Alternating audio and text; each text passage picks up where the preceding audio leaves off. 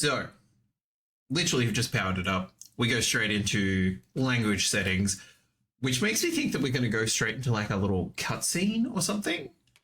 We'll have subtitles on because sometimes things be unclear. Display language will be English. Voice language will be English. I think English and Japanese are the voice language options, which is cool. Display language. We have English, French, Italiano or Italian, Dutch, Spanish, Russian, I think, Portuguese, Arabic, Latin American Spanish,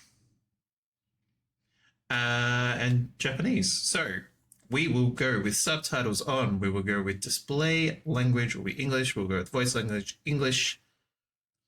Here we go. Brightness. Okay, let's find the barely visible pattern. Do you know what I like to be able to see though? I get that they want us to get scared of the dark. I completely get it, but I would like to not be. So we'll do it a little bit. But essentially our max brightness slider, which is always nice. Min brightness slider. Let's put it about there. Adjust until the picture in the center disappears. It's gone. Please adjust your min-max brightness settings if you cannot see the picture in the center at all. Oh, okay. Oh, that's interesting. Until the picture in the center disappears. I'm personally going to leave it with you can kind of see it. I don't need it to be disappeared. I don't need true black. I don't need to be terrified of the dark. Don't need it. Now, this is interesting. Why do we need to enter our age? I'm okay with my age. It's not 70. Age is just a number. Are we gonna be that age in the game? Data processing for the purpose of analysis. I mean, sure. Platform ID. It's any time options. Okay, so you can withdraw your consent as well. Matters we have not explained. So they've stated in the. May withdraw the. Interesting. Nightmare, welcome on in. Hello. We are fresh. We have just pressed go live. We've finished work for the day. Thank you very much for the raid. Because we're all at this beginning bit, so it's all quite quiet. So apologies, but thank you very much for the raid. Greatly appreciate it. Let me pop that in there. Dragon's Dogma 2. Do you have any spoiler-free suggestions of what we should do? But otherwise, I'm very out of practice with this. Welcome on in, Raiders. Lovely to have you here. My name is Jack with the Fingers. We like to play a whole bunch of different games, mainly checking for accessibility. Because sometimes there's games that we just can't play. It's lovely to have you here. I am in Bunurong country in Victoria, Australia. So welcome. It is, where are we? It is 5 PM. Red Cloud, you're good. Those things happen. It's all good. Look at everything. Brilliant suggestion. At the moment, I'm like, I don't really get that, but we will look at everything because it's a brand new game. So always good to check out. Thank you very much for the follow, whomever that was. We're trying out anonymous follows, but lovely to have you here. If you have any questions about things, not necessarily the game because I can't answer them yet, but if you've got any questions, that's they're more than welcome. If Nightmare, if you've got a raid and run, or if you need to just sort of step away for a little bit, go have some food and hydrate and medication, whatever you need to do, that's totally fine as well. We will do our best to look after everyone that came in the raid. Feel free to lurk, everybody. It's lovely to have you here. We're going to finish enable network features. This will allow you to hire pawns from other players. Yes, please. That would be very cool. We've created our Barbara. That would be very cool. 1 a.m. and it's your old lady bedtime. That is totally fine, Nightmare. It's been lovely. Thank you very much for the raid. That's really, really appreciated. And I will have to try and catch you soon too. It might benefit like me time zone wise. I will definitely be able to catch you. But yes, sleep well, and thank you very much for sharing your community over. This looks pretty. Let's get into it. Why are we not calling it Dragon's Dogma 2? They're like, there is no war in Basing Say. Now, what we do every time we got a new game, we go straight to options. We like to see button mapping. We love to see it. Okay, so the options that we've got: controls, camera, game settings, interface, display, sound, language, network. Controls. Button mapping I very much appreciate because I know it benefits like a lot of people in a lot of different ways. Like, say for myself, sometimes having certain things on bumpers and triggers that need to be accessed, say in the heat of battle, not always great. Okay, so at the moment, so we use the touchpad for the map. Pause is pause, fabulous, love when that happens. Sheath and draw and cancel L2, that's interesting. Switch weapon skill, because I've had a busy work day, so I've not even been able to lurk into other people's streams just to check what's going on with this game. Okay, so switch weapon skill, so your weapons must be able to have multiple skills, maybe? Grab and release. Vocation action. I reckon, nerd, welcome on in, lovely to have you here. Vocation action. Oh, because we've designed a mage, so we should be able to, I don't know, cast a spell maybe with the vocation action.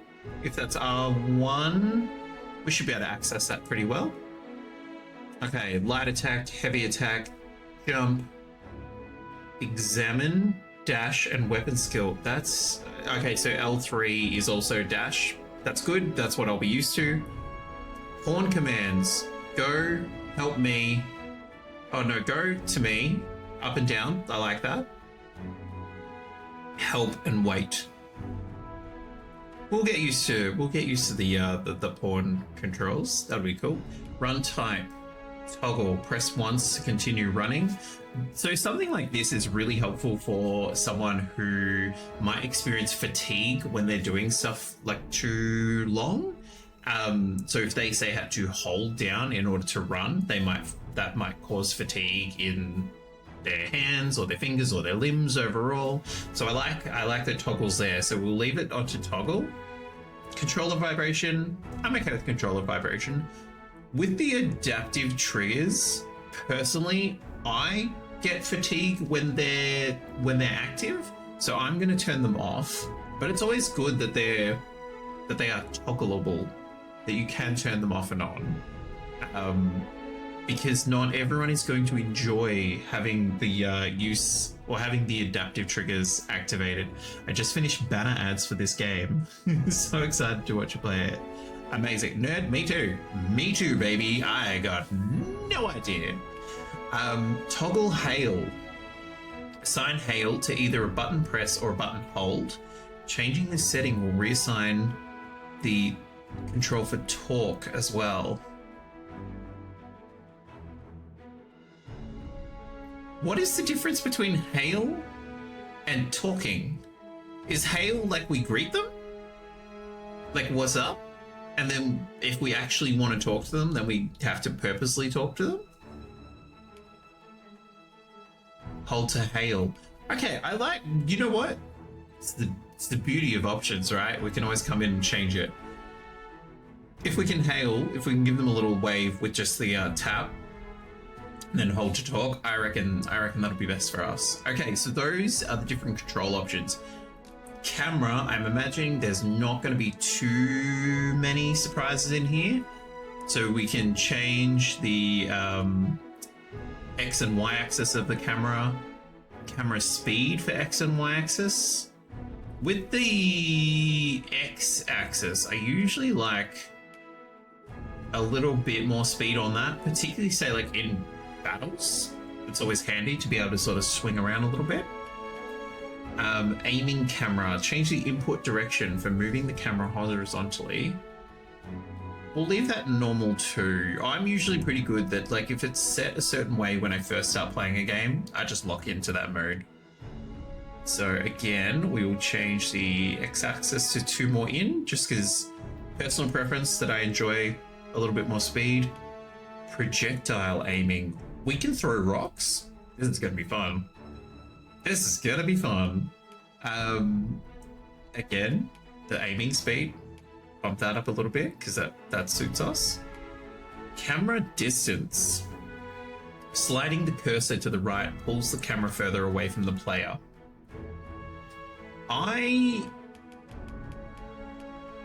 Okay, so not that much.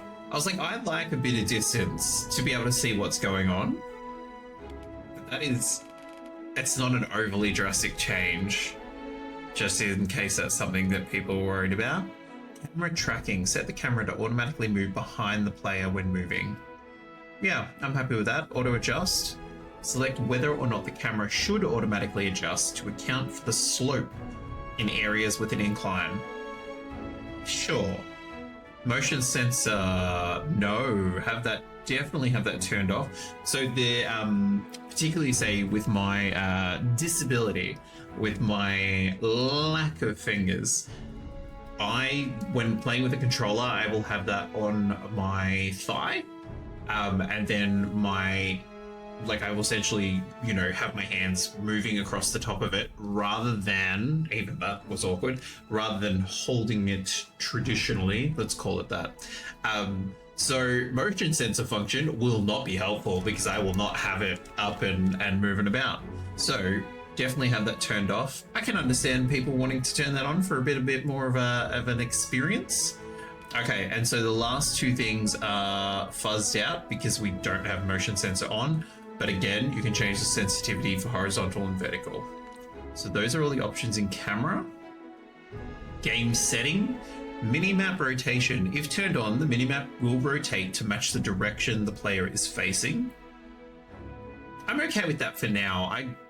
I usually find that depending on the game, I either like the minimap locked to north or to rotate around for us. We'll leave it on to rotate at the moment. Auto sheath. Select whether or not weapons should automatically be sheathed if they are left drawn for a period of time. I am likely to forget to sheath. Who's that Pokemon? I am likely to forget to sheath my weapon. So let's just put auto sheath on because then we'll put it away ourselves. Priority of materials to combine. Select whether items should be taken from pawn's inventories first or from the player's inventory first. The pawn's inventory, I imagine, you should always try, Chalice. You should always try. Good luck with the catch.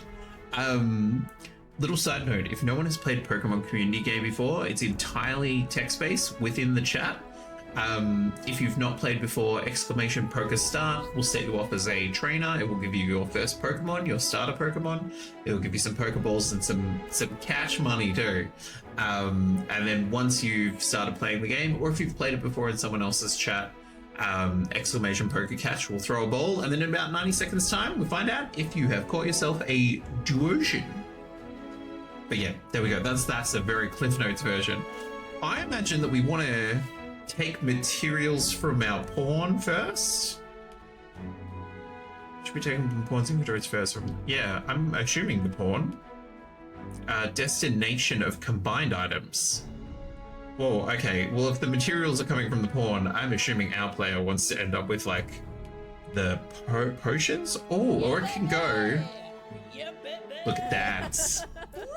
Very nice, Chalice. Congratulations. I'll let Ruby finish screaming. Destination of combined items, item storage. Let's go to player for now. I imagine once we're in and we start playing a little bit, we're going to understand the difference between player and item storage. Here we go with the interface. Not the sneaky cookie monster. Okay, here we go. HUD. Turn all in-game HUD elements on and off. So we've got the minimap, which we want. We can put that to auto. Pawn commands. Let's put that to auto too. It means that it might not always be there, which is totally fine by me because I will get used to it. We'll leave this for auto, like our control guide. This sounds like it's going to be a very busy HUD. Oh, I definitely want to see my health gauge and the stamina gauge. As well as my pawns. Enemy, absolutely. Pawn dialogue. Dialogue will still be spoken even if this is turned off. We have subtitles turned on, so I think we should have this turned on because then we can, just in case we miss what they actually say. Quest related messages, let's have those turned on. Terrifying that they can be turned off. Toggle the display of location names. We'll have them on for the moment. Item experience earned. Level up messages. Hells yes. Tutorial messages. Let's definitely have them turned on. We definitely would like aiming turned on for us. My goodness. Wait, do we get a different reticle or reticle depending on whether we are aiming with magic or aiming with a bow? That's cool. Okay, so those are all the different things you can have off and on. Which, like in that screen there, it does look busy, but I feel like, particularly say with like the controls and stuff like that, once you're feeling comfortable with the combat and using the controls, you probably jump back in and switch those off. So that's everything that's in interface. Display. So display, we have HDR mode, which I'm assuming is high definition something, which clearly our screen cannot do because the game's like, no, you can't do it. And brightness, which we did at the very beginning. Sound. Now, this, I always find that this is quite important because background music, sometimes it's just a bit excited and you miss stuff.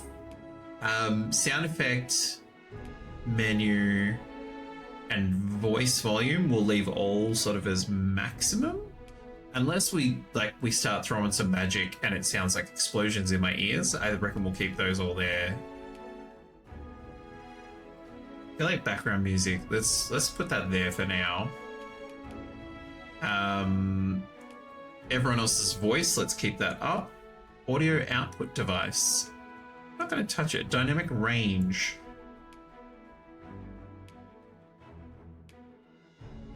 In regards to going in and using settings, something around volume, I find that depending on the game they do this, having like different options, which I didn't move any of these up and down, so maybe no. So sometimes you'll be playing a game, particularly when it gives you like various volume options. It might be if we're moving voice volume up and down, it goes, hey, of course, blah, blah, blah. And you can tell how loud or soft something's going to be. Interesting that they don't have that here. So you're kind of making an educated guess and can always jump back in and change it. So that's sound. Language we got at the very beginning as well. So display language, English, and there's various other ones that we went through earlier. And then the voice language is English and Japanese, subtitles off and on. And then subtitle background opacity. Let's go dark, because that should pop the most. And then network, I'm assuming it's on. We can access the pawn, privacy problems. Okay, that, save changes. Yes, please. Otherwise, what would we even do that for? So that's it. Those are the different options for when playing through Dragon's Dogma 2. Let's get into it.